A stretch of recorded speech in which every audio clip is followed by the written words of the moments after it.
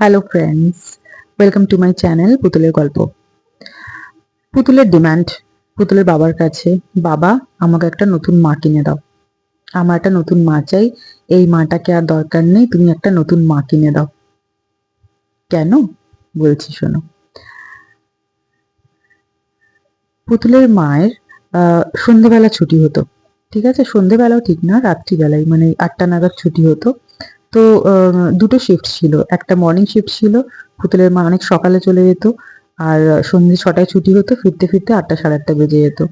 আর আরেকটা ছিল ডে শিফটের, যেখানে ছুটি হতো 8টার সময়, ফিরতে ফিরতে 10টা বেজে যেত। কখনো কখনো 10:30টাও বেজে যেত। তো ছোট্ট পুতুল অনেক রাত হয়ে যেত বলে তার মা তার বাবাকে বলে রাখতো যে একটা সার্টেন টাইম ছিল, যে ওই টাইমটা আর কি মা বাস থেকে নামবে। যেহেতু ফিরতে অন্ধকার হয়ে যায়, ফিরতে কুকুর টুকুর থাকে, তাছাড়া ভয় তো লাগেই। তো পুতুলের বাবাকে বলতো যে একটু এগিয়ে আসতে, এই বাচ্চাটাকে নিয়ে একটু হাঁটতে হাঁটতে এগিয়ে আসতে, যাতে পুতুলের মাকে সাথে করে নিয়ে যায়। তো পুতুলের তো এত কিছু জানা দরকার ছিল না, পুতুলের পেত জোরে ঘুম, খুব জোরে ঘুম পেত। ছোট্ট বাচ্চা পুতুল, আম, খিদে পেত, ঘুম পেত। আর যখন বাস স্ট্যান্ডে গিয়ে মায়ের জন্য দাঁড়াতে হতো, ওয়েট করতে হতো, তো কখনো কখনো 1 ঘন্টা, কখনো কখনো 1.5 ঘন্টাও হয়ে গেছে এরকম দাঁড়িয়ে আছে। তো ছোট্ট পুতুল না বলতে পারতো না যে আমার পা ব্যথা করছে, এবার আমাকে কোলে নাও।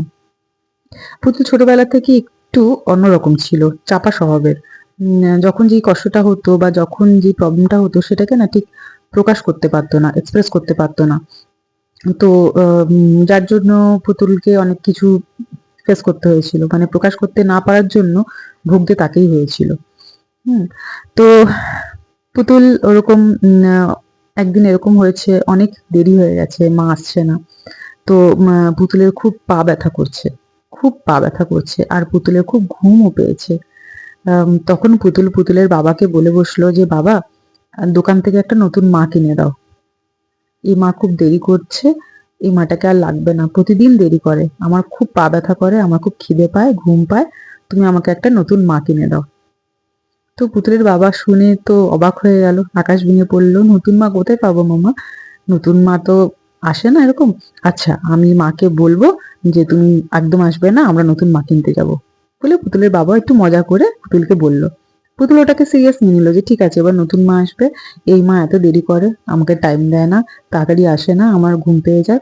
কারণ পুতুল তারপরে যখন পুতুলের মা আসতো, পুতুল যখন বাড়ি ফিরতো, তখন না পুতুলের মা যদি একটু হালকাও কোলে নিত, তো ঘুমিয়ে পড়তো পুতুল।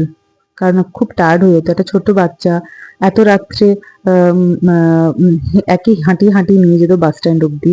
তারপর বাস স্ট্যান্ডে গিয়ে অতক্ষণ 1-1.5 ঘন্টা বাচ্চাটা দাঁড়িয়ে আছে। বাচ্চাটার তো একটা টাইম থাকে, খিদে পায়, ঘুম পায়। তো কিছু করার ছিল না, সিচুয়েশনও সেরকম ছিল। আর পুতুলের বাবাও অতটা বুঝতে সক্ষম ছিল না যে বাচ্চাটার কি কষ্ট হচ্ছে। আর পুতুলের মায়েরও কিছু করার ছিল না, সিচুয়েশনটাই এমন ছিল যে এরকমই হয়তো হতে হতো। হ্যাঁ, কিন্তু আম, চেষ্টা করলে হয়তো এটা এরকম নাও হতে পারতো। কিন্তু তখন তো যেরকম ভাবে যা হয়েছে, কিছু করার নেই, যেটা ঘটেছে সেটা তো আর চেঞ্জ করা যায় না। কিন্তু পুতুলের খুব কষ্ট হতো। তো ওটা এমন একটা স্মৃতি যে তারপরে যখন মানে পুতুলের মা যখন ফিরলো আর কি, বাস থেকে নামলো, তখন পুতুলের বাবা খুব রাগ দেখিয়ে, পুতুলকে দেখিয়ে দেখিয়ে রাগ দেখিয়ে পুতুলের মাকে বলল, তোমাকে আর বাড়ি নিয়ে যাওয়া যাবে না। মাম বলেছে যে একটা নতুন মা কিনে দিতে হবে। তুমি এরকম দেরি করে আসো। তখন পুতুলের মা খুব খিলখিলি হেসে উঠলো, বলল যে নতুন মা কিনবে, আমাকে আর নেবে না? ঠিক আছে, এবার থেকে আমি তাহলে তাড়াতাড়ি আসবো।